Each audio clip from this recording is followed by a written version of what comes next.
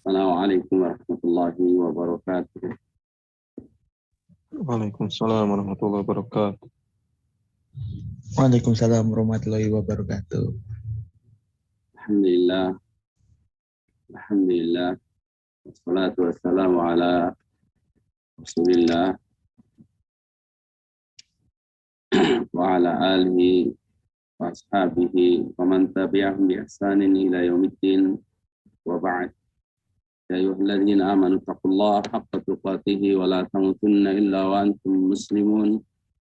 Ya ayyuhan nasu taqu rabbakum alladzi khalaqakum min nafsin wahidah wa khalaqa minha zawjaha wa batha minhuma rijalan katsiran wa nisaa'a fattaqullaha alladzi tasaaluna bihi wal arham innallaha kana 'alaikum raqiba. Ya ayyuhalladzina amanu taqullaha wa qulu qawlan sadida yuslih lakum a'malakum wa yaghfir lakum dhunubakum may yuti'illaha wa rasulahu faqad faza fawzan 'azima amma ba'd fa inna asdaqal hadithi kitabullah wa khairal hadi hadi Muhammadin sallallahu alaihi wa alihi wasallam syarrul umuri muhdatsatuha kullu muhdatsatin bid'ah wa kullu bid'atin dhalalah wa kullu dhalalatin finnar. Ikhwani wa akhwati, saudara dan saudari muslimah rahimani wa rahmatullah. Alhamdulillah pada malam hari ini atau sore hari ini kita diberi Allah Subhanahu wa taala kesehatan dan berbagai kenikmatan, terlebih kenikmatan Islam wal iman, kenikmatan kita berislam di atas aqidah sunnah wal jamaah. Kita pada hari ini memasuki hari yang ketiga dari bulan Dzulhijjah. Kita berada di afdal ayyamid dunya, afdal ayyam ad-dunya, hari-hari yang paling utama, ya, afdal ayyamid dunya, terutama hari-hari yang ada di dunia ini, yaitu adalah ayyamul ashr yang disabdakan oleh Nabi dalam hadis yang diriwayatkan oleh Imam Al-Bazzar dan Ibnu Hibban dan disahihkan oleh Syekh Nasiruddin Al-Albani. Kemudian dalam hadis yang diriwayatkan oleh Imam Abu Dawud dan juga hadis ini disahihkan oleh Syekh Nasiruddin Al-Albani, dan hadis ini hadis yang sangat masyhur. Para ulama, masyayikh selalu mengingatkan umat Islam dari fadilah 10 awal Dzulhijjah ini. Itu hadis yang dimana Nabi SAW bersabda, "Ma min ayyamin al-amal as-salih fiha ahabbu ila Allah min hadhil ayyam." Min ayyamin al-amal as-salih fiha ahabbu ila Allah ta'ala min hadhil ayyam.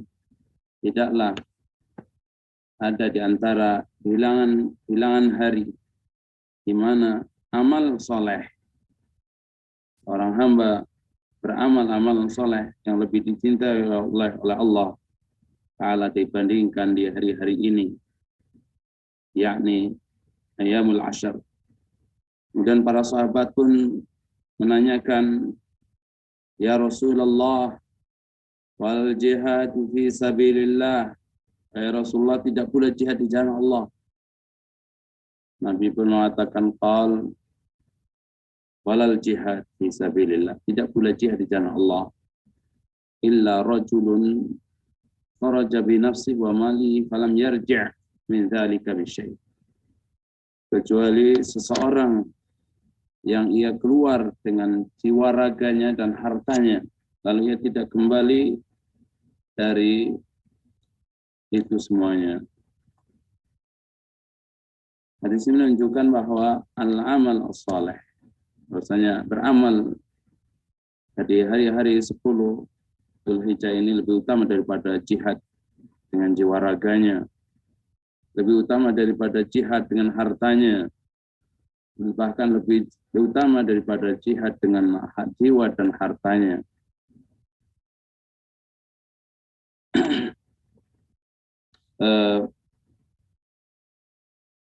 Di antara amalan yang perlu kita ingatkan kembali adalah agar kita jangan sampai terlewatkan adalah kita berbanyak amal soleh. Di antaranya adalah puasa Yom Arafah, ya, puasa 1 hari sampai tanggal 9, puasa Yomul Arafah, di mana pahalanya menghapuskan 2 tahun, menghapuskan dosa 2 tahun, 1 tahun yang berlalu dan yang akan datang. Oleh karenanya jangan sampai di antara kita terlewatkan kesempatan emas, karena setiap kita adalah khata'un, ulubannya Adam khata'un, setiap anak Adam pasti dan mesti memiliki kesalahan, dosa, kekeliruan. Wa khairul khata'in at-tawwabun, dan sebaik-baik hamba yang bersalah, berdosa adalah mereka yang suka bertaubat. Dan di antara bentuk kasih sayang Allah Subhanahu wa taala dan rahmatnya kepada hambanya adalah Allah memberikan pahala ganjaran yang amalan tersebut sedikit, ya, tetapi pahalanya begitu besar. Imbalannya begitu besar di sisi Allah Subhanahu wa taala.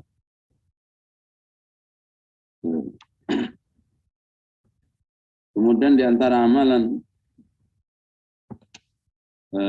yang agung pada 10 Dzulhijjah ini adalah menunaikan ibadah haji. Inilah yang kita kaji, kenapa kita berhaji, ya, kenapa kita mesti harus berhaji,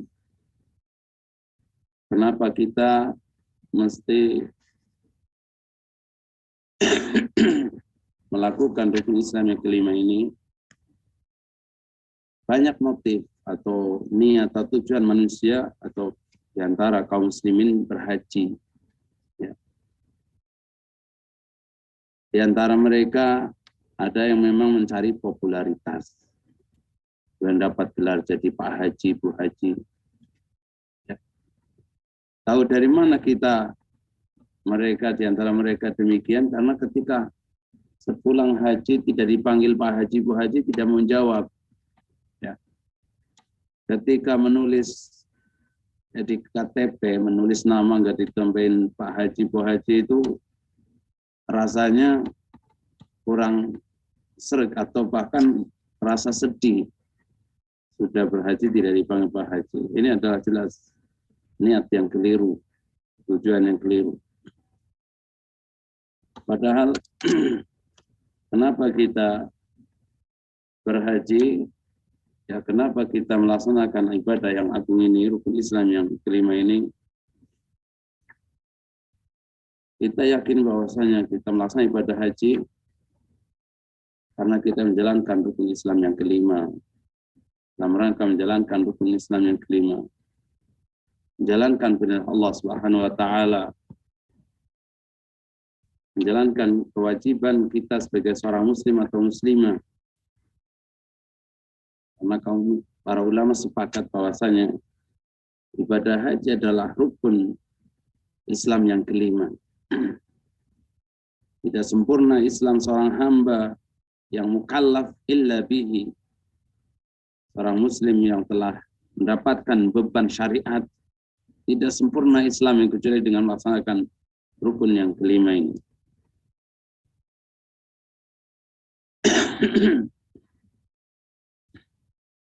Oleh karenanya Allah Subhanahu wa taala mewajibkan ibadah haji hanya bagi mereka yang mampu. Ini juga termasuk bentuk rahmat Allah Subhanahu wa taala kepada hambanya. Allah Subhanahu wa taala dalam surat Al-Imran ayat 97 yaqul walillahi 'alan nasi hajjul baiti man istata'a ilaihi sabila. Dan Allah wajibkan kepada manusia untuk melaksanakan ibadah haji man istata'a ilaihi sabila, bagi orang yang mampu mengadakan perjalanan.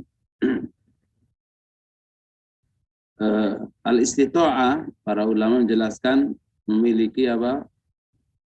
Bekal. Memiliki bekal. Kemudian memiliki fisik yang kuat.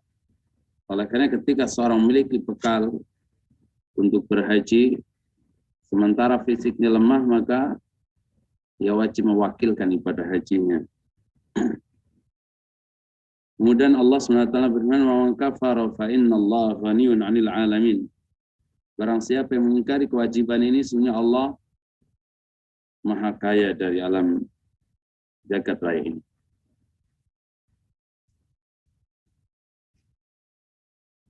Ketika Allah berfirman 'alan nas, walillahi 'alan nas, ini menunjukkan lil wujub. Menunjukkan wajibnya ibadah tersebut. Dan di antara rahmat Allah Subhanahu wa taala bahwasanya ibadah haji itu Allah wajibkan hanya sekali dalam seumur. Allah tidak wajibkan ibadah haji setiap tahun. Ya. Diriwayatkan ada seseorang dari hadis Abu Hurairah, ada seseorang yang dia bertanya kepada Nabi SAW ketika Rasulullah SAW merintahkan supaya kaum muslimin berhaji, para sahabat berhaji. Di antara sahabat ada yang menimpalinya, ya Rasulullah, ya, akulla amin ya Rasulullah, apakah kewajiban haji itu setiap tahun wahai Rasulullah? Fasakata. Maka Rasulullah pun terdiam. Rasulullah nggak menjawabnya. Akhirnya laki-laki ini, kata Abu Hurairah, menanyakan lagi sampai 3 kali. Akulah amin ya Rasulullah. Ya. Apakah setiap tahun ya Rasulullah? Akulah amin ya Rasulullah. Sampai 3 kali. Ya. Sampai 3 kali. Karena Nabi diam saja dan jawab. Kemudian Nabi setelah laki-laki ini penasaran, sebenarnya ingin kepastian ini sebenarnya kewajiban setiap tahun atau hanya seumur hidup sekali. Ini diantara hadis ini menunjukkan harisnya sahabat ingin mengetahui hukum, ya, semangatnya. Ya, Nabi diam, belum menjawab, akhirnya bertanya lagi sampai 3 kali. Maka Rasulullah SAW pada akhirnya pun menjawab, faqala Rasulullah SAW, "Law qultu na'am la wajabat wa la mastata'tum." Seandainya saya mengatakan na'am, ya. Seandainya saya mengatakan iya, setiap tahun niscaya Allah wajibkan. Walam mastata'tum, dan niscaya kalian tidak bakal mampu, Dan niscaya kalian tidak bakal mampu setiap tahun. Ya. Seandainya Allah wajibkan kepada kaum muslimin itu berhaji setiap tahun, tentu tidak bakal mampu. Kenapa? Karena ibadah haji adalah ibadah yang penuh perjuangan. Ya.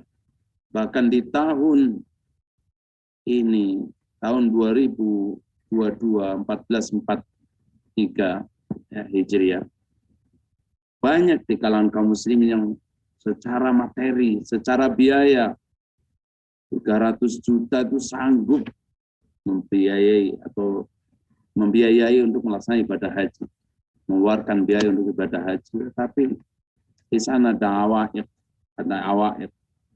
ada penghalang, ada a'dzar, ada udzur-udzur di luar kemampuan manusia. Di antaranya kisahnya tidak keluar hajinya. Di antaranya usia tahun ini dibatasi maksimal yang boleh berhaji usia 65 tahun.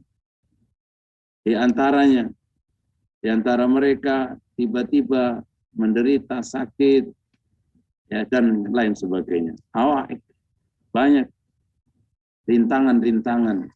Ya. Dan bahkan ibadah haji ini adalah ibadah yang betul-betul membutuhkan kesiapan yang matang secara mental, secara fisik, dan lain sebagainya. Kemudian Nabi bersabda, daruni ma taraktukum, biarkan apa yang kutinggalkan kepada kalian. Tinggalkanlah diriku apa yang kutinggalkan kepada kalian. Wa inna ma halaka man kana qablakum bi kathrati su'alihim wa ikhtilafi ala anbiya'ihim. Sesungguhnya kebinasaan orang-orang sebelum kalian, Nabi mengingatkan sahabat-sahabatnya, sesungguhnya kebinasaan menimpa orang-orang sebelum kalian karena banyaknya pertanyaan. Itu satu.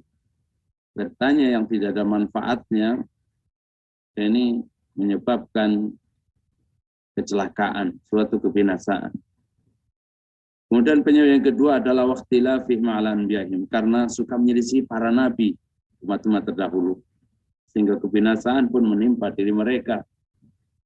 Fa idza amartukum bi amrin fa'tu minhu mastata'tum.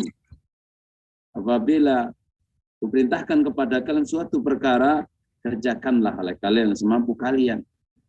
Wa idza nahaitukum an syai'in fad'uhu. Apabila aku perintahkan kepada kalian, larang kepada kalian tentang sesuatu, fad'uhu, tinggalkanlah.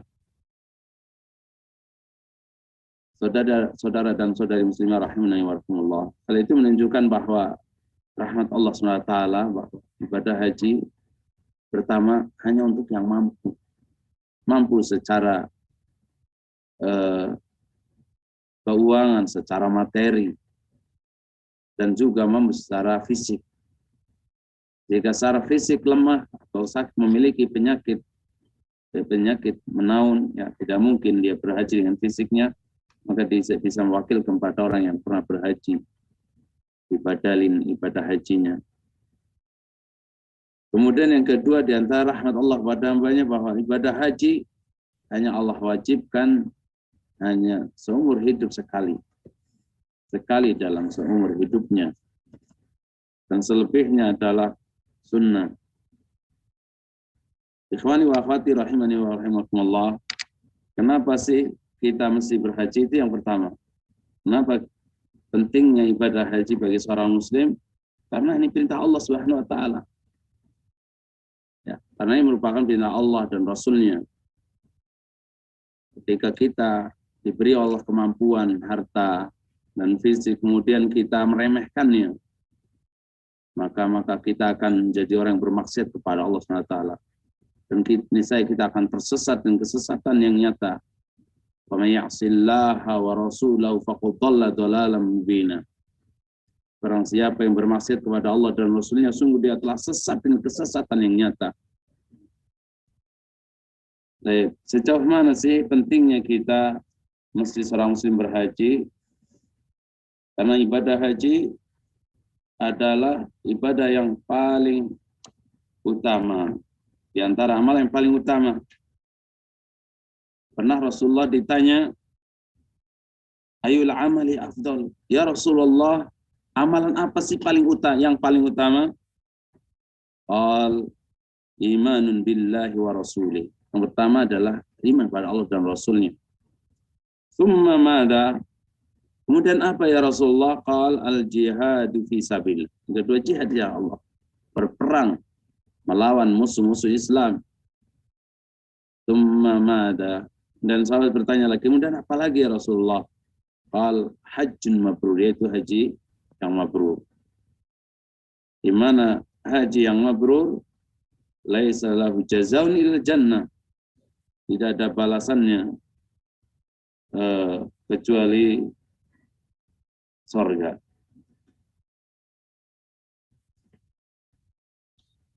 Kemudian kenapa kita mesti berhaji? Karena berhaji, ibadah haji adalah ibadah yang memiliki fadail. Ya. fadail katsira, memiliki keutamaan yang begitu banyak. Di antaranya disebutkan dalam hadis yang diriwayatkan Imam Bukhari dan Muslim, man hajja falam yarfuth falam yafsuq rajak min dhunubihi kayaumi waladat ummu. Barang siapa yang berhaji lalu ia tidak melakukan rafas, melakukan jima, berbicara cabul ketika berhaji, dan tidak melakukan kefasikan, melakukan suatu dosa, niscaya dia akan kembali dari dosanya. Ya, artinya akan terhapuskan dosa-dosanya sebagaikan ia dilahirkan dari perut ibunya. Siapa sih di antara kita yang tidak ingin bersih dari dosa? Pasti seorang yang memiliki akal sehat mesti ingin agar bersih dari noda-noda dosa. Kemudian kenapa sih kita mesti berhaji? Karena pahalanya begitu besar di sisi Allah. Pahalanya al-jannah.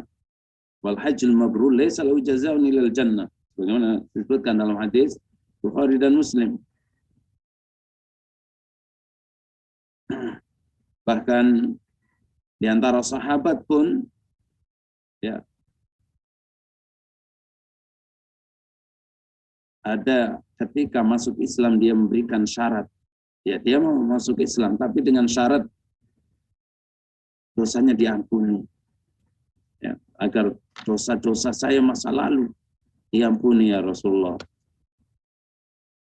Kemudian Rasulullah memberikan busyra, kabar gembira, ama alimta anal Islam yahdimu makana qabla.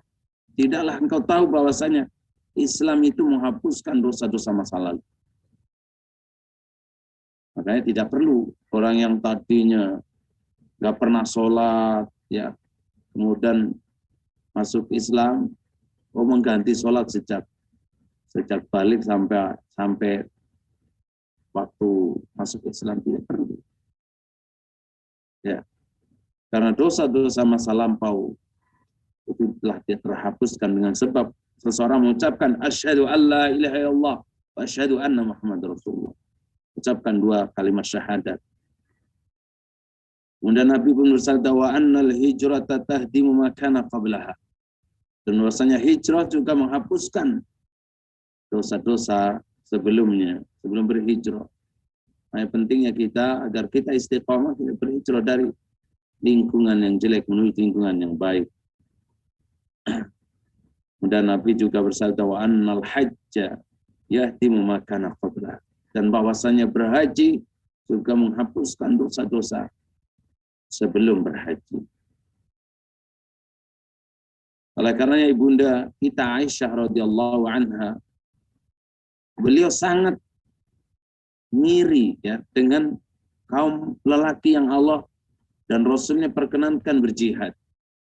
Karena ibunda kita Aisyah radhiyallahu anha wa ardhaha sangat tahu betapa besarnya pahala jihad. Ya.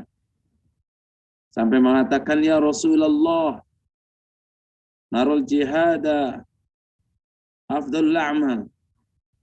Wahai Rasulullah, kami memandang, kami menilai ibadah jihad itu adalah ibadah yang paling utama, ibadah yang paling agung. Ya. Afala nujahid? Apakah tidak boleh kami kaum laki-laki ikut berjihad?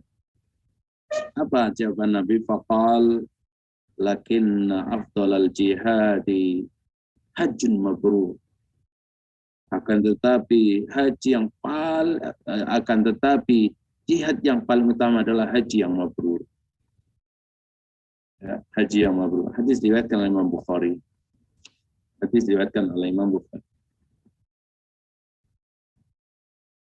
Kenapa kita terdorong, termotivasi, ya? Kenapa kita mesti harus serius ihtimam, ya, tidak meremehkan tentang kewajiban yang satu ini, rukun Islam yang kelima ini, karena utamanya begitu besar. Bahkan di antara hikmah atau faidah daripada haji itu akan mengangkat seseorang dari kefakiran dan menghapuskan dosa sebagaimana disebutkan dalam hadis yang sahih, tabi'u bainal haji wal umrah. Iringilah terus, lakukanlah terus oleh kalian antara ibadah haji dan umrah. Fa innahuma yanfiyanil faqra wat tunuba. Dua amalan ibadah ini, ibadah umrah dan haji, itu akan mengangkat kefakiran pada diri seseorang dan juga menghapuskan dosa-dosa. Masya Allah, di antara saudara dan saudari kita yang diberi Allah kelapangan harta, mereka memilih berumrah daripada tamasya ke negeri-negeri kufar. Ini adalah fadlu minallah. Dzalika fadlullah yu'tihi man yasha. Fadilah dari Allah berikan kepada mereka, Allah kehendaki. Dan itu bukti hati-hati mereka adalah hati-hati yang bersih. Ya. Kenapa? Karena cinta kepada Haramain Syarifain. Ya. Cinta kepada mengunjungi dua tanah suci, mengunjungi Baitullah, mengunjungi tempat-tempat ibadah, mengunjungi Masjidil Haram, di mana sholat di sana mendapatkan 100.000 dibandingkan sholat yang lainnya, di masjid yang lainnya. Mengunjungi Masjid Nabawi, di mana pahalanya 1.000 pahala dibandingkan sholat di masjid yang lainnya.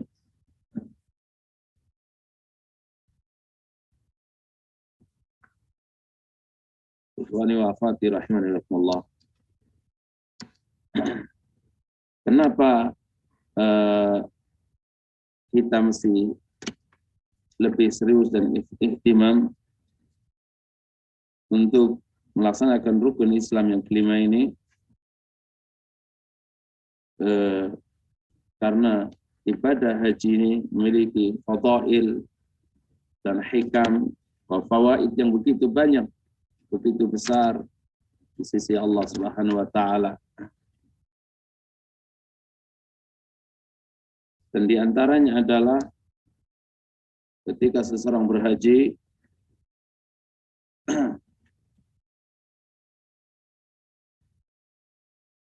dia akan mendapatkan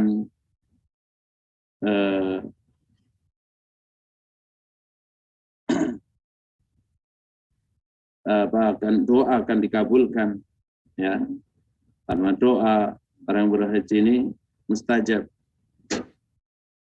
Kemudian juga merupakan al-istijabah lillahi ta'ala, memenuhi panggilan Allah Subhanahu wa ta'ala, memenuhi panggilan Allah Subhanahu wa ta'ala.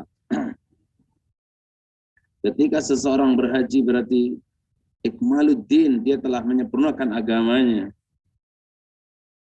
Ya, berarti telah menyempurnakan agamanya.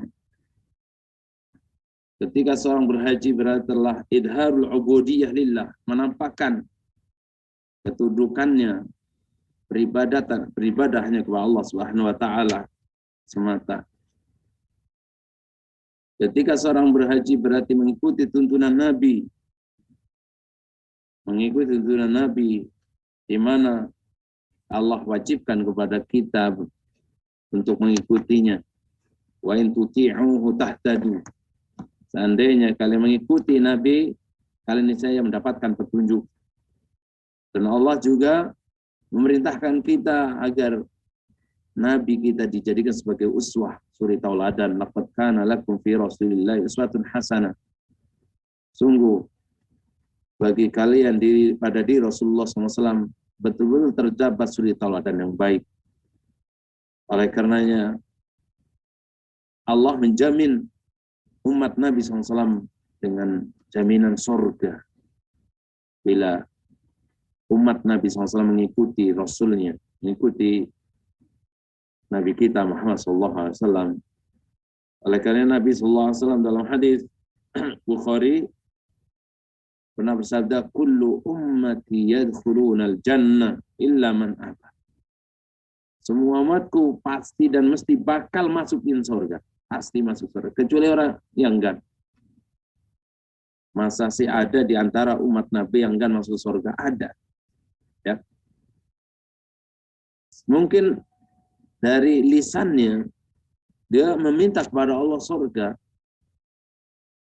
tapi dari lisanul hal, dari kenyataannya dia enggan masuk surga. Kenapa? Karena dia tidak mengikuti apa yang menjadi petunjuk Nabi, di antaranya ibadah haji. Dia memiliki banyak harta tetapi tidak pernah ihtimam perhatian untuk menunaikan ibadah haji ini.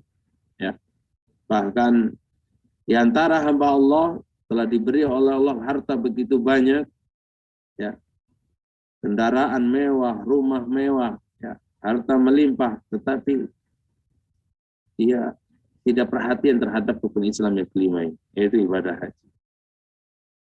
Sehingga di antara sahabat ada yang bertanya, ya Rasulullah, wa man ya'ba? Ya Rasulullah, siapakah sih yang enggan masuk surga?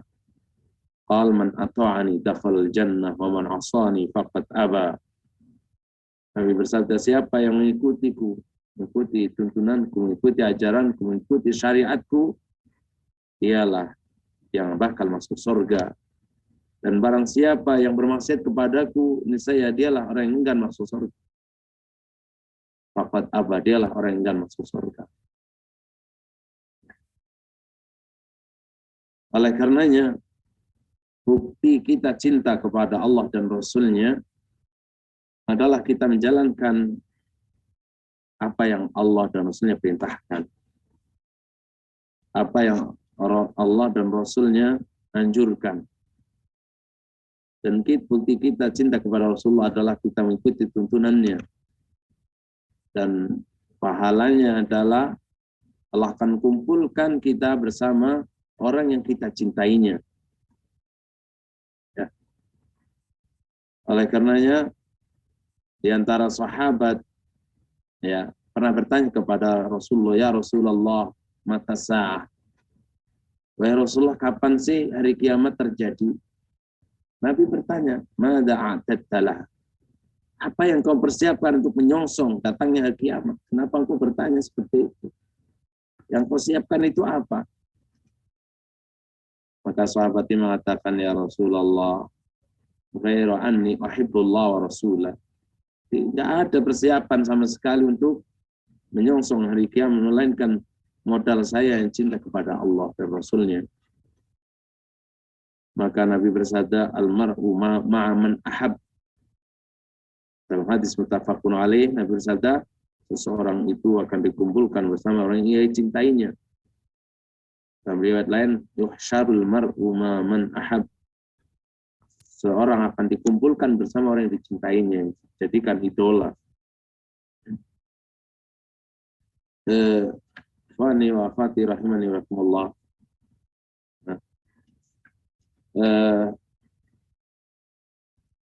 Kenapa terkadang kita jumpai ada orang yang pada zahirnya miskin, ya, pada zahirnya miskin, tetapi kenapa dia bisa berhaji? Ini kadang perlu kita di antara antum ikhwan, ya, di antara antum yang belum pernah berhaji harus mencari atau menanyakan kisahnya, ini penting. Sehingga kita termotivasi, kenapa sih orang hanya jualan sayur, dia hanya tukang pijet, ya, dia hanya profesinya hanya sebagai tukang becak, kenapa bisa berhaji? Maka ternyata di antara asbabnya, hasbah husnudon, kita husnudon, bahwasanya dia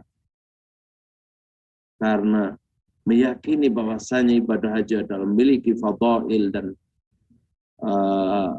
hikmah yang begitu besar, ya, sehingga bekerja siang malam untuk mengumpulkan bagaimana biar bisa berhaji dengan cara menabung, ya, dengan cara menabung. Setiap harinya ada yang hanya nabung 10.000, menabung hanya beberapa ribu, itu sisakan untuk lillah, untuk Allah Subhanahu wa taala. Dan akhirnya pun Allah memberikan kemudahan untuk bisa berumrah, bisa berhaji, Ini antara kiat-kiatnya, Ikhwan. Jadi mulai sekarang di antara kita yang ingin berhaji hendaklah memang menabung. Bagaimana mungkin bagi kita yang ekonominya pas-pasan bisa berhaji kalau tidak menabung. Tidak menabung. Bahkan terkadang orang yang berduit karena tidak menabung, di saat dia tergugah hatinya untuk melaksanakan ibadah haji ini, ternyata tidak ada uang. Kenapa? Karena usahanya bangkrut. Kenapa? Karena ditipu orang dan sebagainya.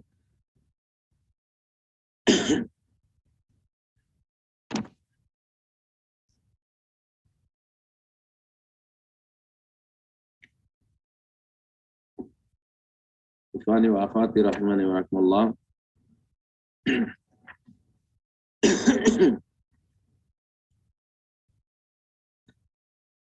Banyak sekali fadail dan ahamiyah ibadah haji. Insya Allah ketika kita terus mengkaji dan keutamaan ini kita akan termotivasi, terdorong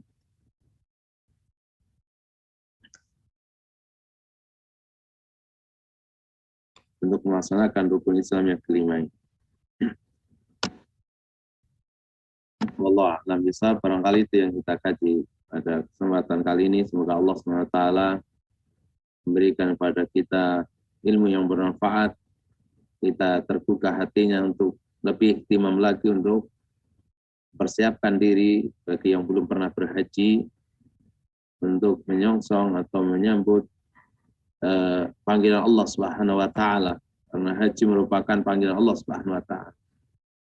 Dan bagi saudara dan saudari muslimah yang telah diberi Allah kelebihan rezeki, kemampuan materi, fisik yang sehat, kemudian juga belum bisa, padahal sudah mendaftar, sudah berusaha, sudah berikhtiar, dan itu menunjukkan bukti bahwasanya ya, haji betul-betul panggilan Allah Subhanahu wa taala. Ya, panggilan Allah Subhanahu wa taala, sekalipun secara materi diberi Allah kemudahan, tapi ternyata secara kenyataannya ada penghalang, mungkin tidak keluar visanya, visa hajinya, atau baik haji domestik maupun haji dari luar negeri. Ini juga termasuk ujian bagi kita semuanya, ya, ujian. Tapi ala kulli hal, jangan sampai kita karena adanya hawaid atau penghalang atau udzur di luar dugaan atau kemampuan kita, pada akhirnya kita putus asa untuk meninggalkan atau mengurungkan, membatalkan niat baik kita untuk menunaikan rukun Islam yang kelima ini. Ya.